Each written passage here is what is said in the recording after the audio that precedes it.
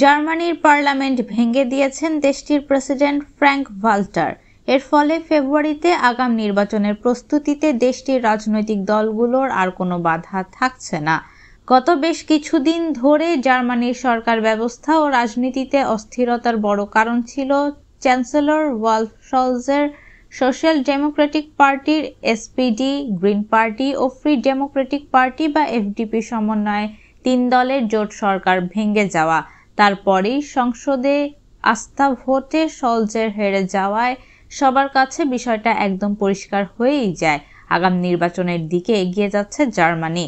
এমন বাস্তবতায় দেশের স্থিতিশীলতা ও সরকার ব্যবস্থার অচল অবস্থা কাটাতে সাংবিধানিক নীতি মেনে দেশটির সংসদ ভেঙে দিলেন জার্মান প্রেসিডেন্ট ফ্রাঙ্ক ভাল্টার। একই সঙ্গে আগামী 23 ফেব্রুয়ারি জাতীয় নির্বাচনের তারিখ ঘোষণা করা হয়েছে। জার্মান প্রেসিডেন্ট বলেন, বর্তমানে 2 দলের জোট সরকার দেশ পরিচালনার ক্ষেত্রে জনসমর্থন হারিয়েছেন।